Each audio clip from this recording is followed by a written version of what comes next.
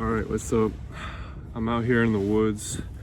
Just had to take a quick walk. I'm on the edge of the rock. It's in the forest with the snow. You know the vibes, man. Yeah, it's nice out here. I hope everybody's doing healthy, feeling okay. I just wanted to show you a little something cool on the guitar, you know, more classical guitar shit. And I wanted to do it outside. I usually like to do my creative stuff outside. I just think it's better. It's better than being inside, because something about interacting with the natural materials, it feels better for you. Like, it feels better on your body to like smell smell the wood, touch the snow, touch the rocks.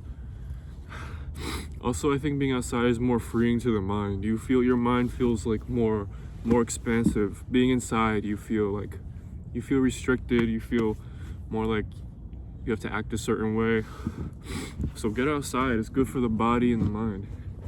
But alright, let me get the guitar.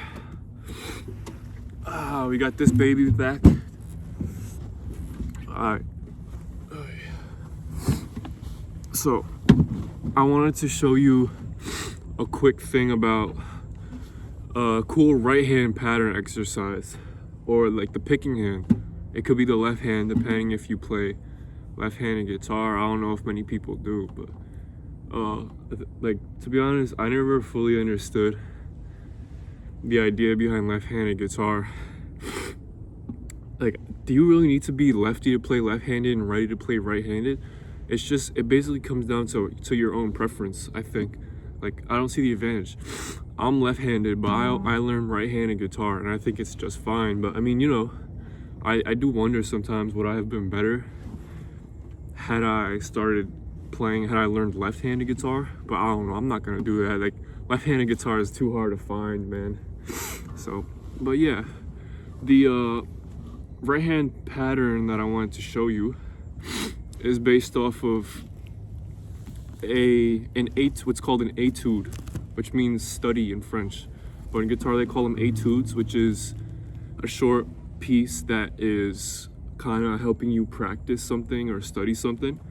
The etude that I'm taking this from is Etude number 1 by a Brazilian composer named Villa Lobos. He makes very nice music, actually. But yeah, this is kind of a unique right hand pattern, and it uses all 4 of these fingers, so you can practice your dexterity in all of them. It's important to try as much as you can to balance out the strength and dexterity for each finger. I don't know about for other people, but for me, my ring finger is definitely a little less coordinated than these other 3 fingers. So, you know, I always make sure to try and make up for that. Like, for example, practicing scales with just these 2 fingers. Oh, is that a tune? Let me tune this shit.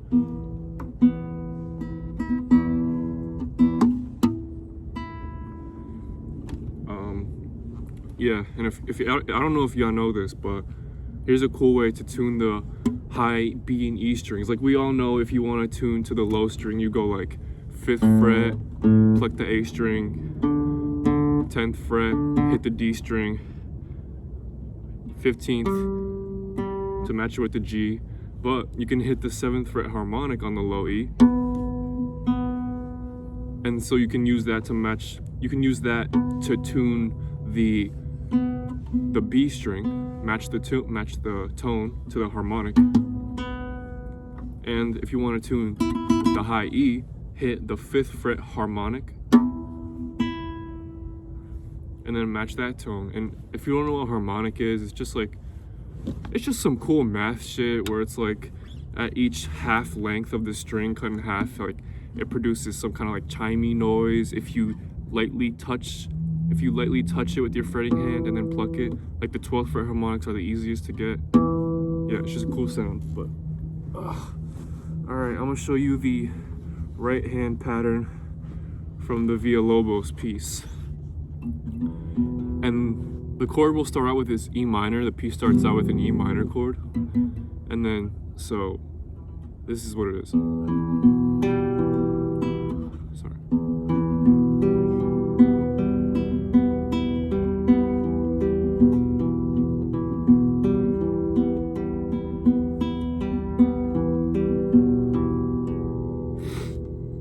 Okay, so I'll show you what that was. That was me using my thumb to hit the low E. Then my first finger, we'll say thumb 1, 2, 3, 4. So that's how it is. Thumb 1, 2, 3, 4. Or also in classical guitar, it's called P-I-M-A-C. Those are acronyms for the Spanish names for each finger. But we'll say thumb 1, 2, 3, 4. All right, so thumb on the low E, first finger on the D string, thumb on the A string, first finger on G. So far we have this. That's all with the thumb and first finger. And then we hit the D string with our thumb, and then take the second finger and pluck the B, and then right after pluck the G with your first finger. So far we have this. You see what I'm doing?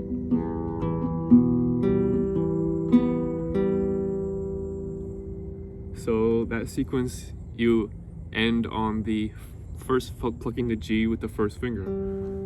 And then to add on to that, the rest of it, you go like this. Take the third finger, pluck the high E, then take the second finger and pluck the B. And then hit the high E again with the third finger.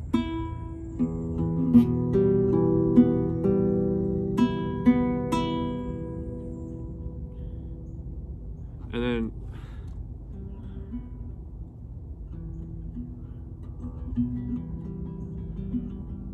okay, so we have, and then this is kind of like what we did before. Pluck the G with the first and then the B with the second finger. So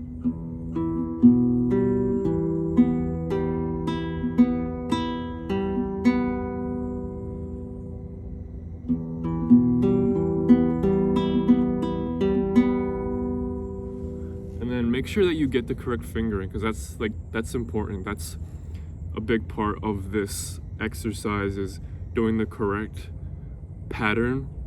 Like, it's not just about plucking the correct strings, it's about using the correct fingers for each strings, because it's kind of a unique arpeggio pattern.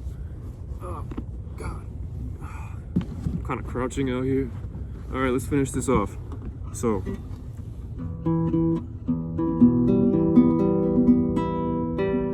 and then after this, take the thumb and pluck the D. Then first finger hits the G. Thumb hits the A. First finger hits the D.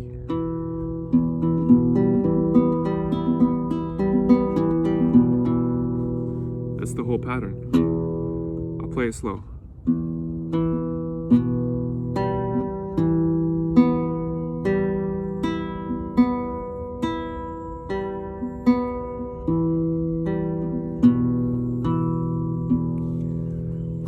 Okay, so yeah, there's the right hand pattern, and the note lengths are all the same. I think the piece writes them as like all eighth notes or something, but yeah, each note has the same time duration. It's cold out here. So yeah, this is not much of a study on like timing and rhythm, because it's pretty simple to keep the rhythm. It's just the same note the whole time. Da da da da da da da da da da da da da. Yeah. All right, so I'll teach you some of the it's a bit of a long piece, so I'll teach you some of the fretting for the piece, because it actually sounds kind of nice. It is cold out here though, so my hands ain't working quite how they should, but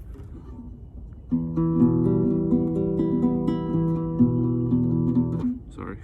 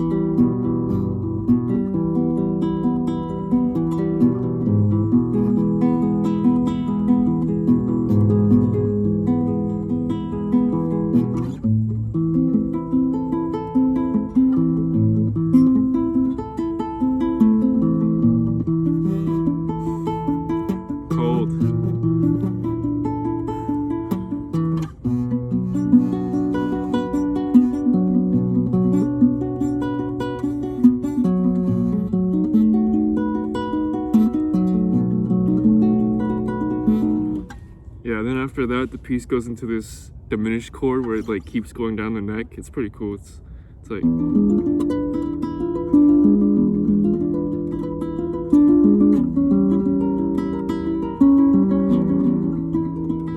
it goes all the way down, and then it does the rest of the piece and shit. But I'll show you like the beginning part.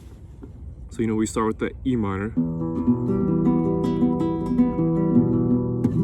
and then the next chord we go to is, it's a cool chord. Put your pinky on the 4th fret of the D string. Put your 3rd finger on the 3rd fret of the A. 2nd finger goes on the 2nd fret of the G. 1st finger goes on the 1st fret of the B.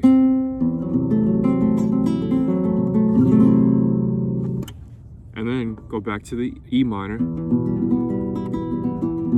And then play each chord twice. And then this chord is kind of it's like a diminished chord with the F sharp in the bass. So I guess you would call it like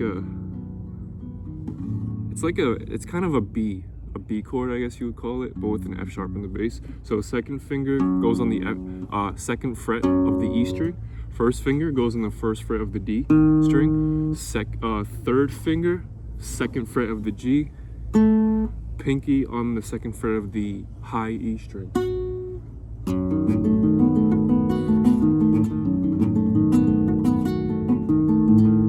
Okay.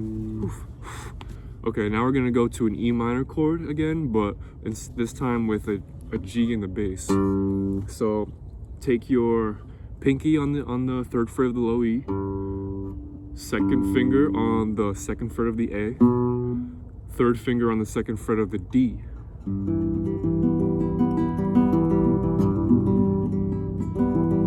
And then we're gonna turn this E minor into an E major. This is a little tricky fingering, especially if your hands are smaller, but take your pinky, slide it a fret up to G sharp on the 4th fret of the low E. Then take your 1st finger, which was previously free, put it on the 1st fret of the G string. So now it's a major chord.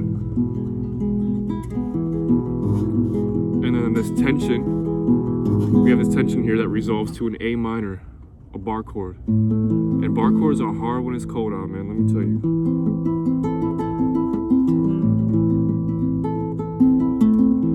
And then we have a weird chord, I don't even know what it is, but take the 2nd finger, put it on the 6th fret, leave your bar down. Yeah, you can just leave the bar down because you're gonna need it for these, for these 3 strings. So leave the bar down. I guess you can move it over if you want. I don't, but you can. Put your 2nd finger on the 6th fret. Then leave your 3rd finger where it is on the 7th fret of the A string. And then take your pinky and then move it 1 string over from where it previously was. So put it on the 7th fret of the G. So you have this chord here. It's pretty. It's a nice chord.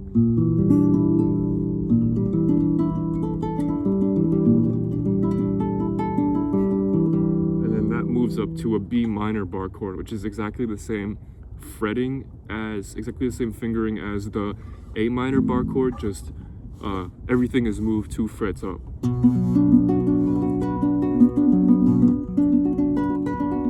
And then go to a B7 bar chord, lift your pinky up, put your second finger down onto the G string, onto the 8th fret of the G.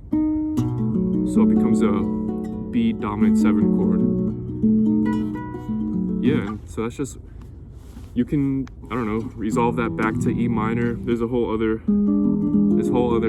part to it. I won't show you that today, but yeah, you should practice this right hand pattern. It's just a way to get your dexterity up, and it's fun to play. It sounds cool. It sounds a little spooky. It's useful for learning arpeggios.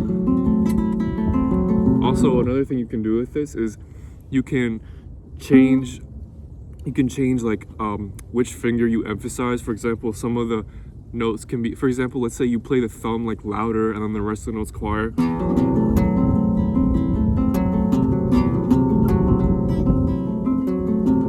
But I do find that the thumb tends to be a little bit louder, just naturally louder than the other strings. I think because the thumb is just stronger and like it just hits with more force. Or you can do, I think a cool one is like emphasizing the B string, even doing like a rest stroke on the B string, plucking a little bit harder.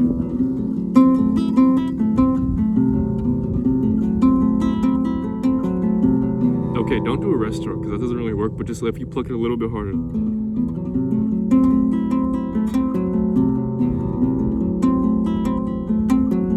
Yeah, you can do cool stuff like that.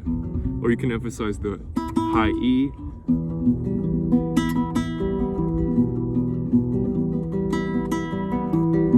Yeah, just try that out. Tell me how it works. And yeah, I'll update y'all soon with another video. If you want to learn anything, ask me in the comments. I'll see if I can teach it. Alright, I'll see y'all later. Take care.